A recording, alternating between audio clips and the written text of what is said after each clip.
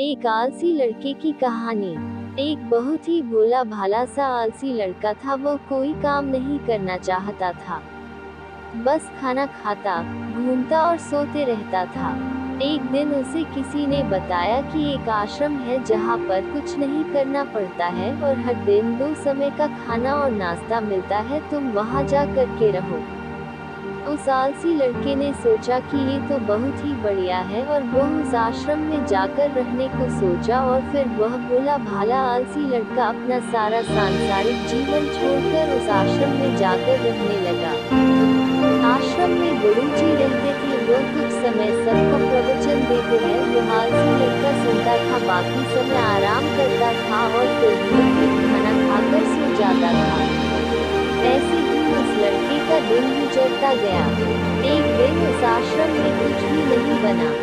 नाश्ते के समय नाश्ता नहीं मिला। उसने सोचा नाश्ता नहीं मिला, भोजन तो मिलेगा। अब भोजन के समय भी उसे भोजन नहीं मिला।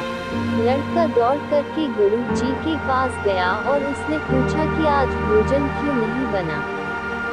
गुरुजी ने कहा कि बेटा, आज एकादशी है और जितने भी आश्रम के सदस्य हैं उनका उपवास है और तुम्हारा भी आज उपवास है, आज भोजन नहीं बनेगा। वो लड़का आलसी था और उसे भूख भी बहुत लगता था। उसने गुरुजी से बोला कि मैं उपवास नहीं रहूंगा, मुझे भूख लगी है, मैं खाना खाऊंगा। गुरुजी ने बोला ठीक है, जाओ भंडारे में से सामान लेकर के आओ और आश्रम में नहीं बाहर ले जा करके बना लो, लेकिन याद रखना भोजन बनाने के बाद सबसे पहला भोग भगवान को लगाना और फिर तुम प्रसाद पाना। वो लड़का बोला ठीक है और फिर अनाज लेकर नदी की ओर पहुंचा।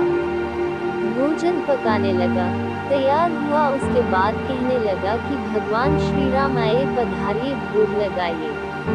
अब जब उसे लगा कि भगवान तो आ नहीं रहे हैं, तो फिर कहने लगा कि मुझे मालूम है आपको तो अच्छा खाने की आदत है, मैं बना नहीं पाया और मुझे अच्छा भोजन बनाने भी नहीं आता, लेकिन जो भी रूखा सूखा बना है आप खा लीजिए। भगवान श्री राम उसकी सरलता पर बहुत ही प्रसन्न हुए और उस लड़के को दर्शन देते उसने देखा कि भगवान श्री राम आए हुए हैं और उनके साथ में माता सीता भी आई हुई है।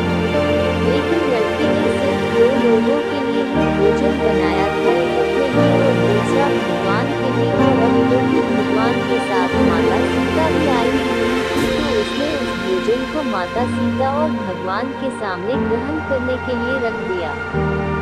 भगवान श्री राम और माता सीता ने भोजन किया और उसके बाद जब वह जाने लगे तो ये भोला सा आलसी सा लड़का बोला कि प्रभु आप आए, दर्शन दिए, बहुत अच्छा लगा। मुझे खाने को कुछ नहीं मिला, लेकिन कोई बात नहीं, लेकिन आपसे एक विनती है कि अगली बार जब आप आएंगे तो कितने लोग आएंगे ये बता दीजिए, ताकि मैं उतने लोगों के लिए भोजन बनाकर रखा रहूं। भगवान श्री राम मन ही मन मुस्कुराए और फिर अंतर ध्यान हो गए। लड़का आश्रम गया, दिन बीतता गया और फिर एकादशी का दिन आया और इस बार उसने 3-4 लोगों के लिए अनाज ले करके खाना बनाने के लिए नदी के किनारे पहुंचा और उसने बड़े प्रसन्नता से भोजन बनाया और इंतजार करने लगा कि प्रभु आइए और भोग लगाइए। इस बार लड़का देखता है कि भगवान श्री राम पूरा राम दरबार लेकर के आए हैं, जैसे माता सीता, लक्ष्मण, भरत, हनुमान जी और सभी लोग आए हैं। लड़के ने 3-4 लोगों का भोजन बनाया था और इस बार भी भोजन कम पड़ गया। लड़के ने निराश होकर भोजन को प्रभु के आगे रख दिया। उन्होंने भोजन किया और फिर चले गए और इस बार भी लड़का फिर से भूख रह गया। अब लड़का फिर आश्रम गया, दिन बीतता गया और फिर एकादशी का दिन आया और इस बार गुरुजी से कहने लगा कि गुरुजी मुझे इस बार थोड़ा ज्यादा अनाज चाहिए।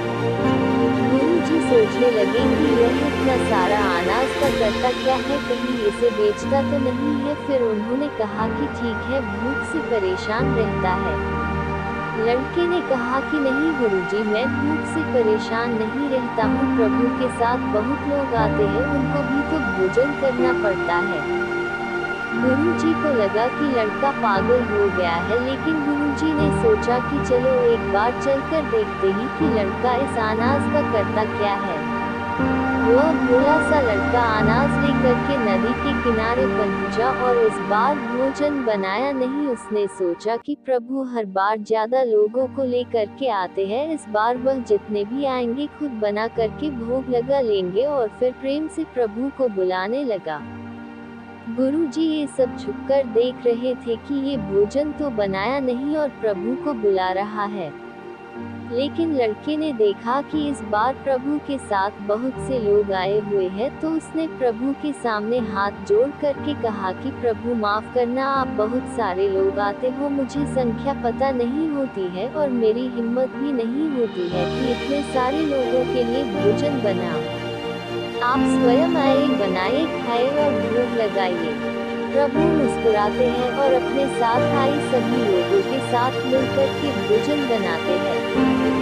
गुरुजी ये सब छुप करके देखते हैं और फिर लड़की के पास आ करके कहते हैं कि तुम ये कर क्या रहे हो। लड़का कहता है कि गुरुजी आपको देख नहीं रहा है कि भगवान श्री राम पधार चुके हैं, माँ सीता आई हुई है, हनुमान जी आए हैं और भी सभी लोग आए हुए हैं, भोजन बन रहे हैं। गुरुजी ने बोला कि पागल हो गया है, मुझे तो कोई दिख नहीं रहा है। लड़का गुस्सा हो गया और बोला प्रभु आप ये क्या कर रहे हो, एक तो मुझे भूखा रखा है और गुरुजी को दर्शन नहीं दे रहे हो, जो मुझे पागल समझ रहे हैं, कृपा करके गुरुजी को दिख जाओ। भगवान बोले नहीं, मैं इन्हें नहीं देख सकता। लड़का बोला क्यों नहीं देख सकते, मेरे गुरुजी तो बहुत महान है, बहुत बड़े ज्ञानी और ज्ञाता है। भगवान बोले हाँ ज्ञानी और ज्ञाता होंगे, लेकिन तुम्हारी तरह सरल नहीं है। जो सरलता तुम में है वो तुम्हारे गुरुजी में नहीं है। लड़के ने ये बात गुरुजी से कह दी कि भगवान श्री राम कह रहे हैं कि आप में सरलता नहीं है, आप मेरी तरह सरल नहीं है, इसलिए आपको नहीं दिख सकते। गुरुजी की आंखें नम हो गई और रोने लगे कि और बोले कि बिल्कुल सही कहा, मेरे अंदर तुम्हारे जितना सरलता नहीं है, और फिर माफी मांगने लगे। फिर भगवान ने गुरुजी को भी दर्शन दिया। ये कहानी हमें सिखाती है कि जीवन में सरलता सबसे आवश्यक है, जितने सरल बने रहेंगे उतना जीवन में आगे बढ़ते चले जाएंगे। जब आप सरल होते हैं तो आप खुद भी मुस्कुराते हैं और दूसरों को भी मुस्कुराने